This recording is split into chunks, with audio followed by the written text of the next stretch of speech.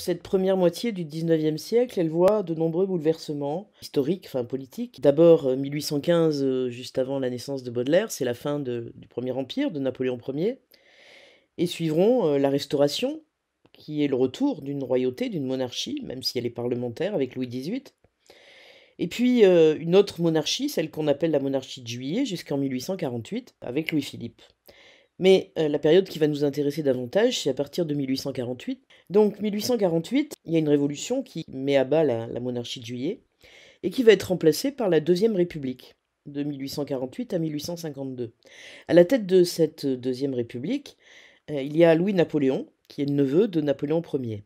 Et Louis-Napoléon décide, le 2 décembre 1851, de faire un coup d'État lors duquel il va s'octroyer tous les pouvoirs, et en 1852, il proclame le Second Empire et il devient empereur des Français. Son règne va durer 18 ans quand même.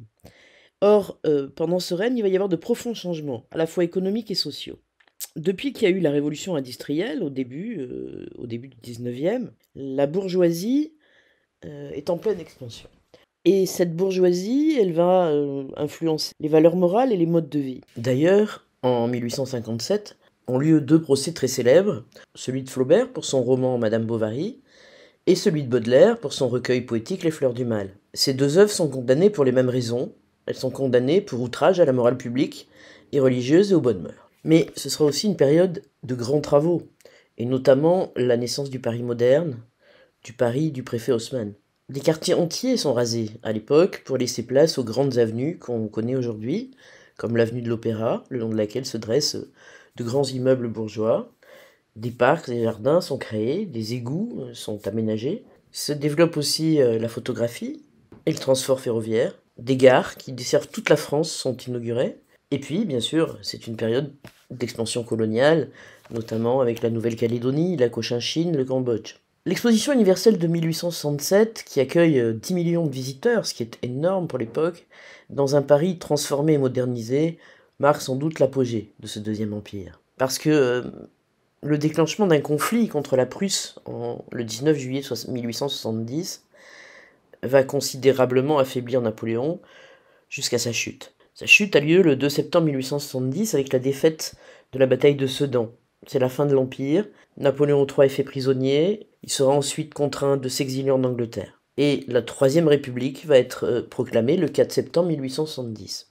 Il y a un gouvernement provisoire, mais la guerre ne s'arrête pas pour autant. Et le 19 septembre, Paris est assiégé par les Prussiens. Pendant 4 mois, les Parisiens se nourriront de rats, d'animaux domestiques, de pigeons, et même des animaux du zoo. Le nouveau gouvernement d'Adolphe Thiers négocie la paix, mais la France va devoir verser d'énormes indemnités de guerre. Elle va perdre la région Alsace-Lorraine, qui est l'une des plus industrialisées du pays.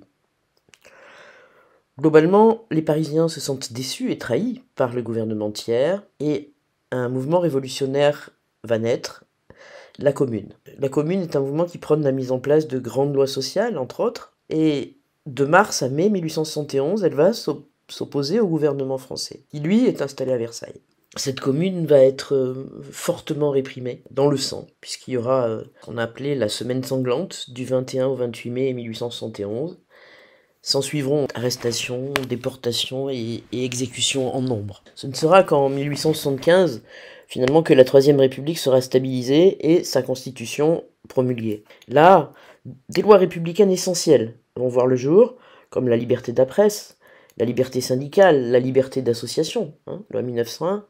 Non des moindres, en 1882, grâce à Jules Ferry, l'école devient gratuite et obligatoire. Et puis enfin, en 1905, la séparation de l'Église et de l'État, qui devient laïque. Enfin, de nombreuses crises politiques ont traversé ce siècle, mais l'une des plus célèbres est certainement l'affaire Dreyfus, entre 1814 et 1906.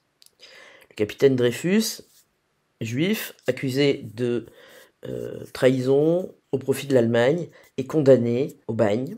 Et là, la France va se diviser entre Dreyfusards et anti-Dreyfusards.